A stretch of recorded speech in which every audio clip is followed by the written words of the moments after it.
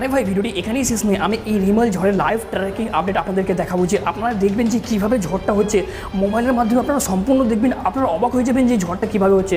চলুন বেশি বকবক না করে তো আমি আপনাদেরকে এখন দেখাই। বন্ধুরা দেখুন তাহলে ভিডিওটি। বন্ধুরা আপনারা লাইভ আপডেট দেখতে পাচ্ছেন এখানে কীভাবে ঘুরছে এবং বাংলাদেশের মধ্যে কীভাবে কত স্পিডের মধ্যে কত জোরে ঘুরছে দেখতে পাচ্ছেন।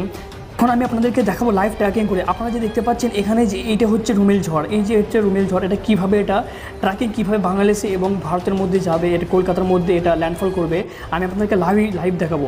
এখন দেখতে পাচ্ছেন প্রায় 4:07 যখন বাজবে একটু বাংলাদেশের দিকে চলে যাবে।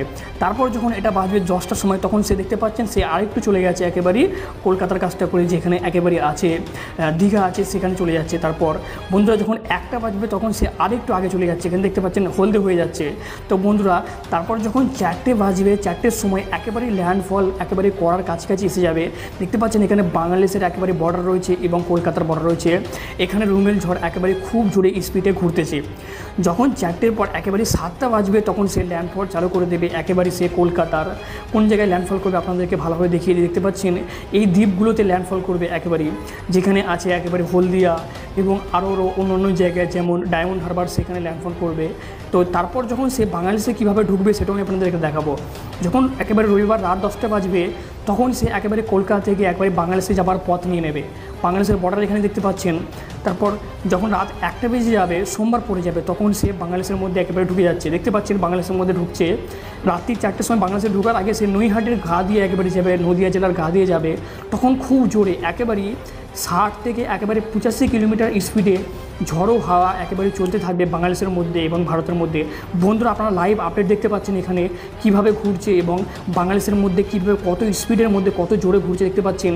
এরপর যখন 7টা বেজে যাবে সকাল 7টা সোমবার তখন এটা একেবারে আস্তে আস্তে ধীরে ধীরে এটা চলে যাচ্ছে বাংলাদেশের ভিতরে এবং বাংলাদেশে যাওয়ার আগেও বাংলাদেশের মধ্যে একেবারে ঝড়ো হাওয়া খুব জোরে বইবে এবং এই সময় সমুদ্রের উপকূলীয় জায়গায় একেবারেই যাওয়া যাবে না, খুব জোরে বৃষ্টি হবে। আপনারা জানলে অবাক হবেন, এই সময় একেবারেই 60 থেকে 80 কিলোমিটার স্পিডে বৃষ্টিটা হবে।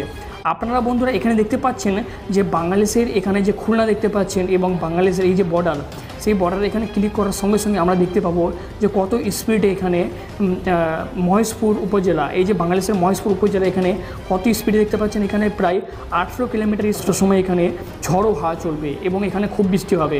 তো ল্যান্ডফলটা হয়ে যাবে রবিবার সন্ধ্যে 7টার মধ্যে। বন্ধুরা এই ভিডিওর মাধ্যমে আপনারা আপডেট পেয়ে গেছেন। ভিডিওটি ভালো লাগে একটা লাইক করে দেবেন, কমেন্টে জানিয়ে দেবেন ভিডিওটা আপনাদেরকে কেমন লেগেছে। ধন্যবাদ, ভালো থাকেন, সুস্থ থাকেন।